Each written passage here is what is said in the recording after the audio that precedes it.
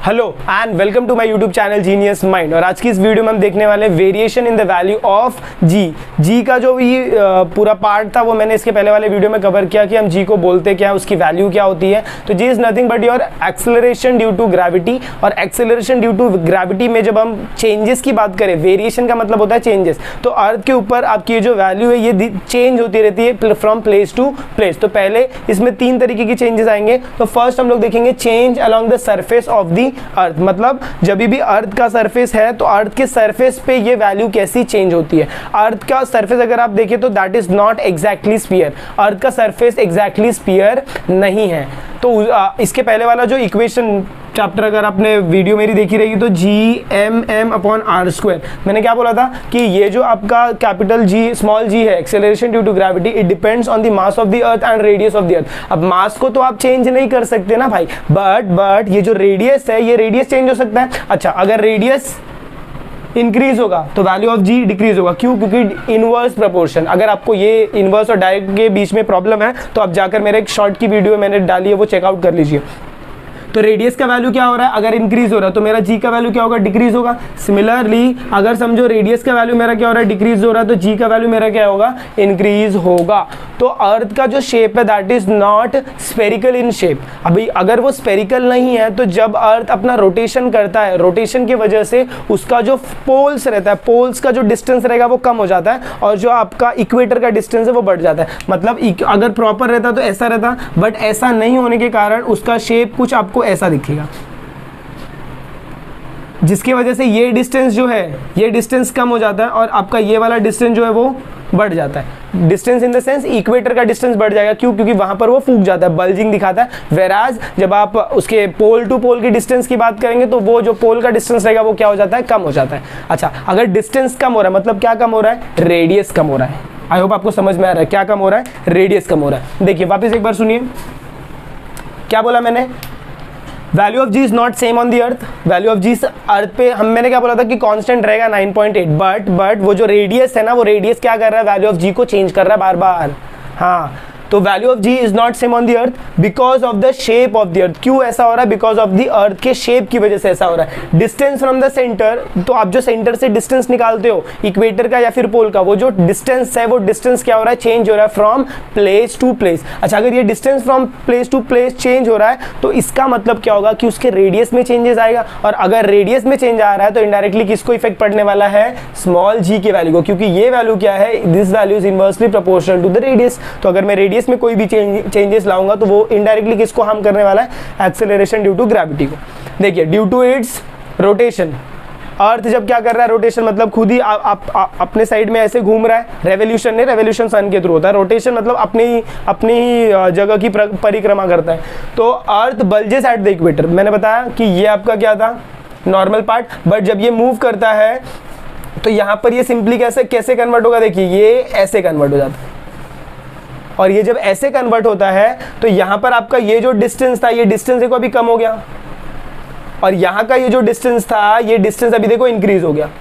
तो जब भी अर्थ आपका क्या दिखाता है, रोटेशन दिखाता है, तो वो क्या करता है, अर्थ बल्जेस एट द इक्वेटर। तो ये जो पार्ट रहता है, ये पार्ट को हम लोग इक्वेटर बोलते हैं, और ये वाला जो पार्ट रहता है ये आपका क्या रहता है, पोल रहता है। तो इक्वेटर की बात करें तो अर्थ जो रहेगा वो इक्वेटर पे क्या हो जाता है, बल्जिंग दिखाता है, मतलब इसका डिस्टेंस बढ़ जाता है। अच्छा, रेडियस क्या हो जाएगा फिर, लार्जेस्ट। अच्छा, अगर रेडियस ज्यादा है, रेडियस लार्जेस्ट है तो एक्सेलरेशन ड्यू टू ग्रेविटी का वैल्यू क्या होगा, लोवेस्ट होगा, value of g decreases. I hope आपको इतना क्वेश्चन समझ में आया, इतना पार्ट समझ में आया कि मैं क्या बोल रहा हूँ। चलिए नेक्स्ट, अर्थ फ्लैटन्स एट द पोल। फ्लैटन्स मतलब क्या, ऐसा चपटा हो जाएगा, चपटा हो जाएगा तो इसका जो नॉर्मल डिस्टेंस, अभी यहाँ पर डिस्टेंस क्या होगा, कम हो गया। तो यहाँ पर मैं देखो क्या लिखा है, radius is smallest at the pole. तो जब आप पोल की बात करेंगे तो यहाँ पर जो रेडियस था वो स्मॉलेस्ट हो गया, मतलब रेडियस मेरा डिक्रीज हुआ। और अगर रेडियस डिक्रीज हो रहा है तो वैल्यू ऑफ जी क्या हो जाएगा, इंक्रीज होगा। तो आगे देखिए मैंने क्या लिखा, वैल्यू ऑफ जी इंक्रीजेस। इसका मतलब क्या, जब मैं इक्वेटर की बात करूंगा तो इक्वेटर पे वैल्यू ऑफ जी क्या होगा, decreases. Whereas if we go at the poles, तो पोल्स पे जो वैल्यू ऑफ जी रहेगा वो आपका क्या रहेगा, ज्यादा रहेगा। तो अर्थ का ही सरफेस है but value of G change हो जा रहा है, why, because the radius is getting changed. Earth के मास पे तो कोई फर्क नहीं पड़ेगा बट रेडियस पे फर्क पड़ सकता है। तो ये मेरा फर्स्ट पार्ट था जिसके अंदर अर्थ के बल्जिंग और फ्लैटनिंग की वजह से आपका रेडियस में चेंजेस आ रहा था, और वो रेडियस की चेंजेस की वजह से आपका जो एक्सेलरेशन ड्यू टू ग्रेविटी का वैल्यू वो चेंज हो रहा है। आई होप आपको इतना पार्ट समझ में आया। Please take a note of this. तो चलिए आपको variation in value of ji on the surface of the earth समझ में आ गया रहेगा, आई होप। चलिए नेक्स्ट मूव ऑन करते देखते हैं ये आपका नेक्स्ट पार्ट क्या है। नेक्स्ट पार्ट आपका चेंजेस विद हाइट। जब मैं हाइट की बात करता हूँ तो देखिए मैंने आपको डायग्राम बना के दिया, as we move above the earth surface. ये नॉर्मल आपका अर्थ सरफेस है, जब भी आप अर्थ सरफेस पे मूव कर रहे हैं, मतलब ये ब्लू वाले लाइन पे मूव कर रहे हैं, तो आपका डिस्टेंस क्या रहेगा, आपका distance is always equal to the radius of the earth. But जैसे जैसे मैं क्या करूंगा, अपने डिस्टेंस को बढ़ा रहा हूं। अब देखिए मैंने डिस्टेंस को अपने बढ़ाकर, सपोज मैंने यहां पर ले लिया, मैं यहां पर मूव कर रहा हूं इन द स्पेस, बट मैं किससे कनेक्टेड हूँ, अर्थ के ग्रेविटी से कनेक्टेड हूँ, तो मेरा जो डिस्टेंस रहेगा वो अब क्या हो जाएगा, r प्लस एच हो जाएगा। और इस कंडीशन में जो मेरा रेडियस था वो रेडियस मेरा इंक्रीज हुआ, रेडियस मेरा इंक्रीज हुआ। तो फिर जैसे ही रेडियस इंक्रीज हो रहा है तो मेरा फॉर्मूला क्या था, g is equal to G M upon R square. क्या बोला मैंने, ये रेडियस और g का नाता है, जी का नाता मतलब अगर रेडियस मेरा बढ़ रहा है तो जी मेरा क्या हो जाएगा, कम हो जाएगा। इस कंडीशन में क्या हो रहा है, मेरा रेडियस जो हो रहा है वो क्या हो रहा है, इंक्रीज हो रहा है। और अगर रेडियस इंक्रीज हो रहा है इसका मतलब मेरा हाइट क्या होगा, sorry acceleration due to gravity क्या होगा, डिक्रीज होगा। तो एग्जाम में आपको क्वेश्चन आएगा, if we move about the earth surface then the value of g will increase और डिक्रीज। तो answer will be the value of g will be decrease. Why, because the value of r is increasing, and if the value of r is increasing then the value of g decreases. I hope आपको ये part समझ में आया। But अगर एक question की और मैं बात करूं तो सपोज एक एरोप्लेन है, ये कितने 10 किलोमीटर अर्थ के सरफेस से उड़ रही है, 10 किलोमीटर। अर्थ का आपका रेडियस चेकआउट करोगे तो कितना है, 64 किलोमीटर है, 64,000 किलोमीटर। तो उसके साथ जब मैं इसके डिस्टेंस को ऐड करूंगा तो ये कितना हो जाएगा, 6410 किलोमीटर। तो ये जो चेंजेस रहेंगे ये नेग्लिजिबल चेंजेस है। नेग्लिजिबल चेंजेस मतलब क्या, छोटा डिस्टेंस में चेंज हो रहा है तो ये डिस्टेंसेस का पता नहीं चलता है। लेकिन सपोज अगर इसी के साथ में जो हाइट है वो ऐड मैं करता हूँ 5000 किलोमीटर, तो ये मेरा वैल्यू कितना हो जाएगा, 11400 किलोमीटर। इस कंडीशन में मेरे को वैल्यू ऑफ जी में चेंजेस देखने को मिलेगा। इस कंडीशन में मुझे वैल्यू ऑफ जी में चेंजेस देखने को नहीं मिलेगा। क्यों, क्योंकि यहाँ पर जो हाइट का चेंजेस है दैट इज नेग्लिजिबल। हाइट के चेंजेस में थोड़ा सा ही चेंज हो रहा है और यहाँ पर हाइट के चेंजेस में ज़्यादा चेंज हो रहा है। तो यहाँ पर जहाँ पर आपका वैल्यू में हाइट में थोड़ा सा चेंज हो रहा है तो वहाँ पर आपको ज़्यादा जी के वैल्यू में वेरिएशन या फिर डिफरेंसेस देखने को नहीं मिलेगा। Whereas if we consider the distances more larger, तो यहाँ पर आपको जो डिफरेंस देखने को मिलेगा, variation in value of G, वो बहुत ज्यादा देखने को मिलेगा। आई होप आपको ये पार्ट भी समझ में आया। Please take a note of this. I hope आपको variation in the value of ji on the surface of the earth and height समझ में आ गया। तो चलिए मूव ऑन करते हैं नेक्स्ट वैल्यू की तरफ, that is the variation in the value of g with respect to its depth. Depth मतलब जब आप अर्थ के इनसाइड मूव कर रहे हो, जैसे आपने अर्थ के बाहर आप जा रहे थे वैसे आप अर्थ के अंदर भी जा सकते हो जब डिगिंग करते हैं। अच्छा, जब अर्थ के अंदर आप जा रहे हो तो सपोज ये मेरा अर्थ है, इस सरफेस पे आप प्रेजेंट थे, यहाँ पर पर्सन ए समझ लो, और ये इसका क्या रेडियस। तो जैसे जैसे आप अंदर की तरफ मूव करोगे तो रेडियस क्या हो रहा है, कम हो रहा है। अच्छा, अगर रेडियस कम हो रहा है इसका मतलब क्या, मैंने बताया था कि अगर ये मेरा सरफेस है, यहाँ पर मेरा क्या था, पर्सन ए है, ये पूरा वैल्यू कितना आर है, बट समझो ये पर्सन यहाँ पर आ गया तो ये क्या हो जाएगा, इतना डिस्टेंस माइनस करूँगा तो ये आर माइनस डी हो जाएगा। हाँ, अभी फॉर्मूला ये था G M upon R square. तो अगर रेडियस कम हो रहा है तो जी का वैल्यू क्या होना चाहिए, इंक्रीज होना चाहिए। यही हमारा इक्वेशन बोलता है ना।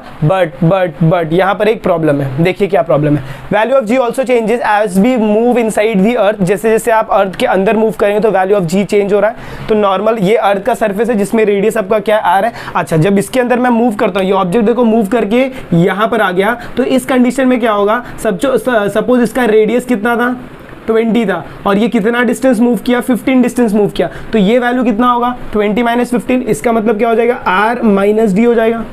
अच्छा, जब मैंने डिस्टेंस को सब्ट्रैक्ट किया उसी के साथ साथ एक और चीज चेंज हो रही है, that is your mass of अर्थ। अब आपको समझ में आएगा कि मैं क्या बोलने की कोशिश कर रहा हूँ। रेडियस तो आप कम कर ही रहे हो, नो उसके ऊपर कोई सवाल ही नहीं कि आप रेडियस चेंज कर रहे हो। रेडियस चेंज कर रहे हो तो आपका वैल्यू ऑफ जी बढ़ना चाहिए, वो भी एकदम करेक्ट है। बट जैसे ही आप रेडियस कंप्लीट करते हो तो ये आपका नॉर्मल रेडियस था, बट जैसे ही आपने रेडियस को चेंज किया तो देखो अब ये बड़ा वाला सर्कल हट के आपका रेडियस डिक्रीज हो गया। इसका मतलब क्या कि जितना इसका पहले का मास था वो मास भी क्या हो गया, डिक्रीज हो गया।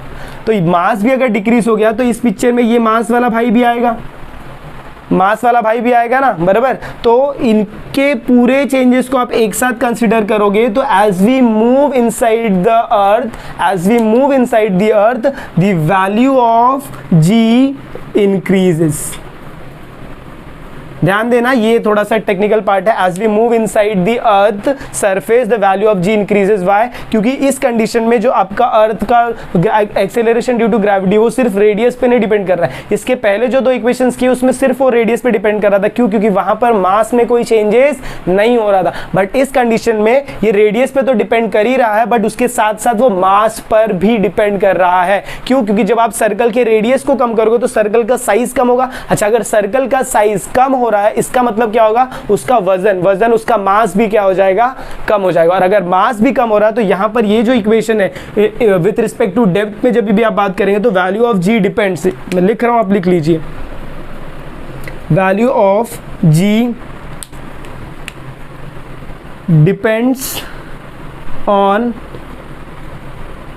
मास of earth and radius of earth. दोनों पे डिपेंड करता है, मास ऑफ अर्थ पर भी डिपेंड करता है और रेडियस ऑफ अर्थ पे भी डिपेंड करता है। वेराज इसके पहले वाले में वो सिर्फ रेडियस ऑफ अर्थ पे डिपेंड कर रहा था। आई होप आपको ये वेरिएशन इन वैल्यू ऑफ जी समझ में आया। एग्जाम में जब आएगा तो आप इसे डायग्राम के थ्रू रिप्रेजेंट कर सकते हैं। डायग्राम्स मैंने बना दिए, सेम डायग्राम को आप वहां पर रिप्रेजेंट करेंगे तो अच्छा इंपैक्ट पड़ेगा। क्योंकि नोट्स में जब आप देखेंगे तो एक प्रॉपर खाली आंसर दिया हुआ टेक्स्ट बुक का पॉइंट, तो वो आंसर्स का कुछ मीनिंग नहीं रहता, आपको चीजें याद भी नहीं रहने वाली।